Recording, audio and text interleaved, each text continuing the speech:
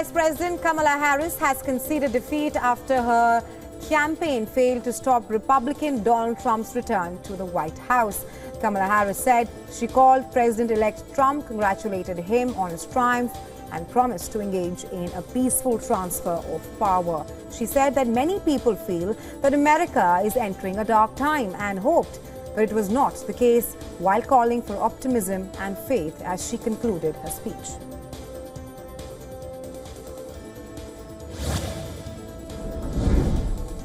Japanese Prime Minister Shigeru Ishiba says he is trying to arrange a stopover in the US later this month to meet with Trump. Ishiba told reporters that he had held a 5-minute phone call with Trump on Thursday and was trying to meet him as soon as possible. According to sources, Japan was aiming to arrange the meeting immediately after the G20 summit in Brazil on November 18th and 19th.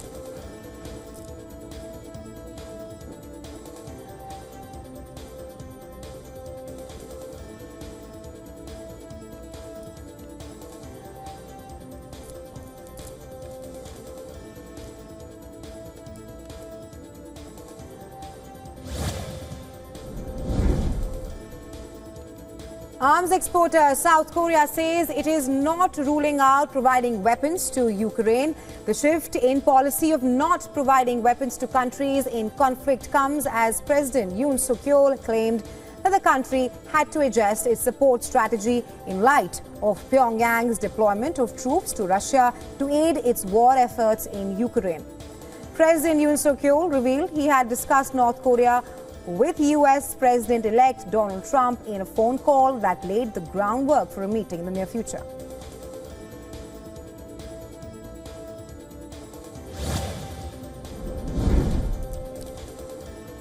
Several large airstrikes hit Beirut's southern suburbs early Thursday, including one on a site adjacent to Lebanon's only international airport. The IDF had earlier issued an evacuation notice for the site, saying that there were Hezbollah facilities there without giving more details. There were no immediate reports of casualties. According to reports, Beirut's airport has not been directly targeted in the war between Israel and Hezbollah yet.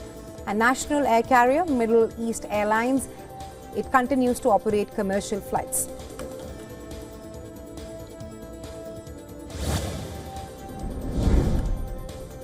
Germany's ruling coalition collapsed as Chancellor Olaf Scholz sacked his finance minister Christian Lindner, paving the way for a snap election.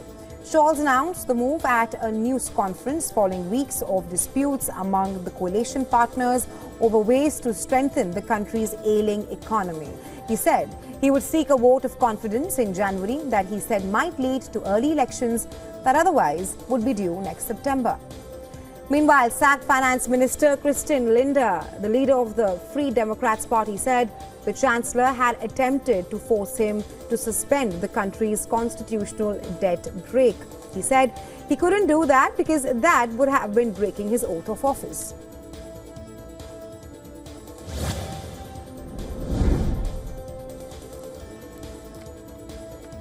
Australian Prime Minister Anthony Albanese said the government would legislate for a ban on social media for children under 16, a policy that the government says is world-leading. Legislation will be introduced into Parliament this year, with the laws coming into effect 12 months after it is ratified by the lawmakers. There will be no exemptions for users who have parental consent. A number of countries have already vowed to curb social media use by children through legislation, and Australia's policy is one of the most stringent.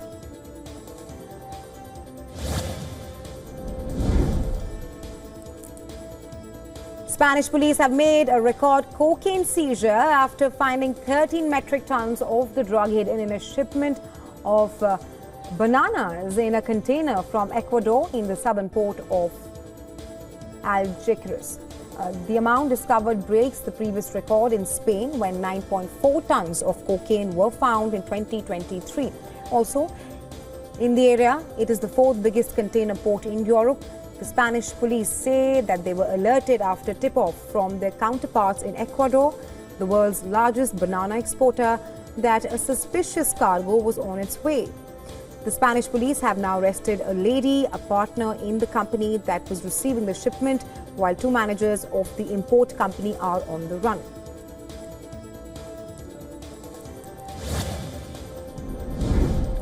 A Bangkok criminal court has acquitted a Thai woman who was accused of being an accessory to the 2015 bombing of a landmark shrine in Bangkok that killed 20 people, including Chinese tourists. Wanan Sunanzan was accused of leasing accommodation for the alleged bombers. The police said they found gunpowder, fertilizer and other bomb-making materials in an apartment in outer Bangkok that was leased under Vanana Sunazan's name. She left the court after hearing the verdict and expressed her happiness at the full acquittal.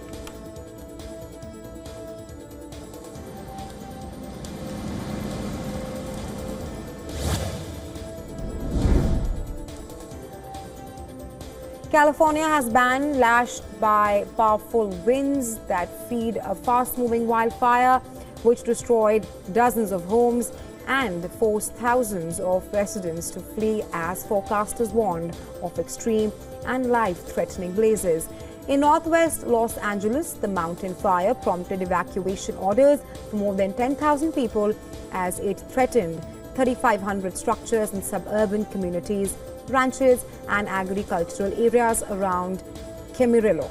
Meanwhile, the erratic winds and limited visibility grounded as fixed-wing aircraft. The National Weather Service has amended its red flag warning for increased fire danger with a rare and dangerous situation label.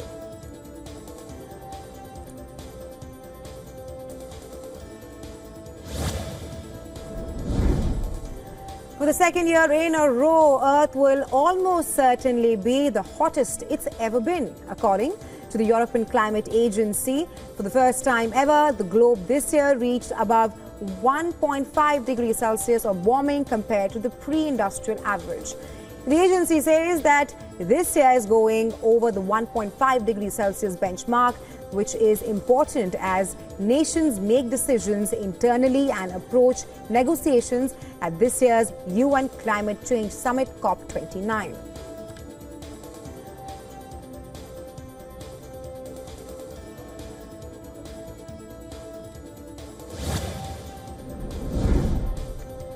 Mount Laki on Indonesia's remote island of Flores erupted again on Thursday, spewing black smoke as high as 8,202 feet. The recent series of eruptions killed 9 people and injured dozens of others as buildings crumbled and terrified residents reportedly ran for their lives.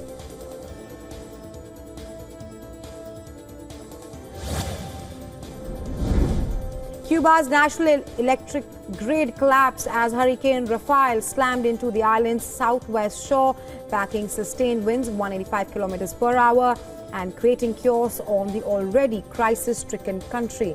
Cuba's state-run grid operator UNE said that the high winds had caused the country's electrical system to collapse. The state-run television reported the entire population of 10 million people were without electricity, the second such incident in less than a month on the island. Meanwhile, across Havana, streets lay in near complete darkness as rain poured down, with residents relying on flashlights and cell phones to navigate.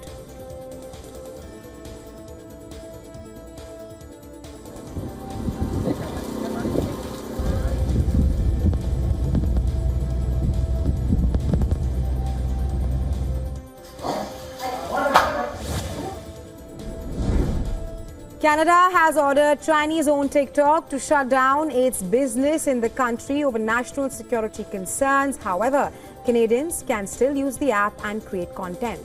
The government began reviewing TikTok's plans to invest in Canada last year, as Canadian law allows officials to evaluate security risks linked to foreign investments. Canada's industry minister noted the decision came after consulting with the national security experts. TikTok has announced it will contest the order in court.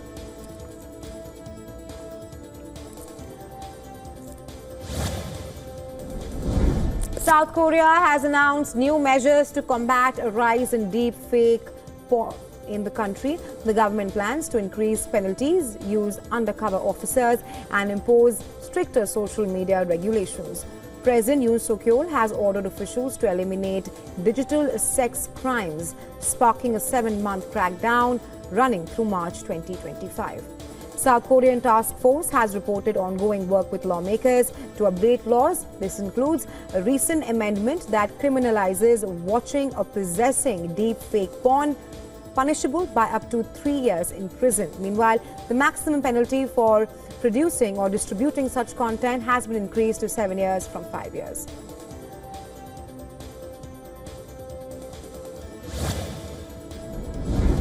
French and Dutch investigators raided Netflix offices and offices in Paris and Amsterdam as a part of a tax fraud probe. Financial crime specialists in France conducted the search with Dutch authorities simultaneously examining Netflix's European headquarters in Amsterdam. Netflix confirmed that it is cooperating with the probe, stating that it abides by tax laws in all countries where it operates. Last year, Netflix's French subsidiary faced scrutiny from tax officials for reportedly low revenue declarations despite high subscriber numbers.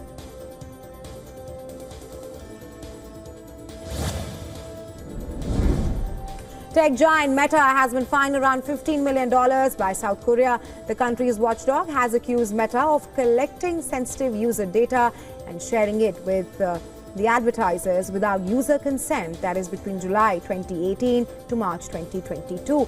This includes information such as users' religion, political views, and whether they were in same-sex unions. As per reports, Meta allegedly obtained information of around 980,000 South Korean Facebook users. This information was then reportedly used by over 4,000 ads. Moreover, the agency said that Meta failed to protect user privacy by failing to remove or block inactive pages.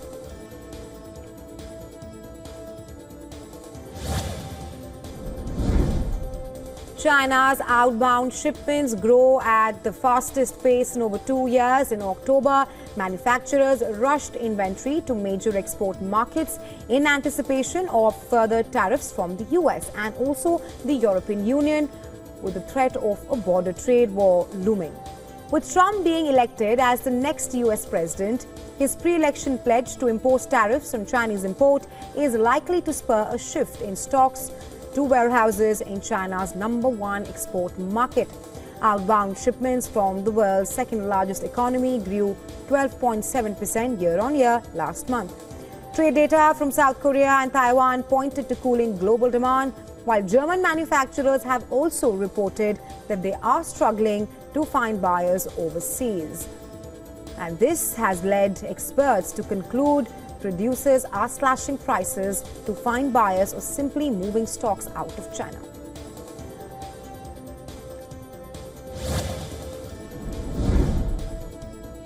The Philippine economy grows at its slowest pace in over a year as exports dropped and storms hit farm output. This gives the central bank fresh impetus to cut interest rates further. GDP in the July to September period expanded 5.2% from a year earlier. That compared to 6.4% growth in this second quarter and was the weakest reading since the second quarter last year. Consumption, which makes up more than 70% of the nation's output, rose 5.1%. Meanwhile, exports declined 1% in the third quarter after expanding 4.2% in the previous 3 months.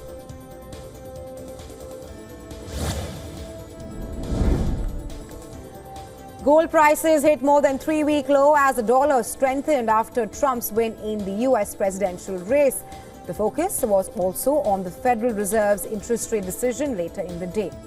Bullion hit a record high of $2,790.15 last week and has lost more than $130 since then. The dollar index hovered near a 4-month high, making bullion more expensive for overseas buyers. Meanwhile, Trump's victory has fueled questions about whether the Fed may proceed to cut rates at a slower and smaller pace. Traders are anticipating a 25 basis point cut.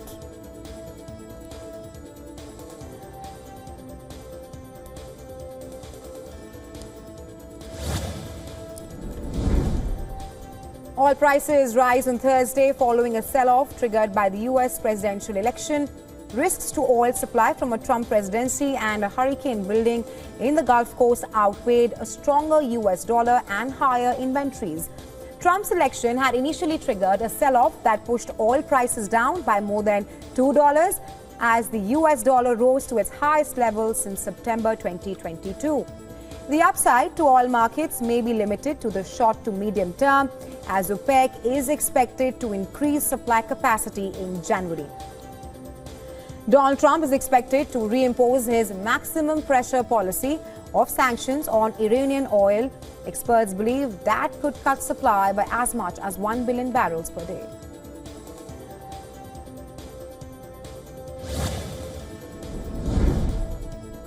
The Indian rupee declined to a lifetime low in the wake of expectations that Trump's victory is likely to strengthen the dollar in the coming days. The rupee inched past the previous all-time low of 84.28 hit on Wednesday. Trump's policies on tax cuts and deregulation are likely to lift U.S. growth, further prompting investors to prefer the dollar to the other currencies. Meanwhile, Asian currencies took a breather on Thursday after slumping by as much as 1.8% in the previous session. Traders expect the Reserve Bank of India to continue intervening to prevent sharp moves in the rupee.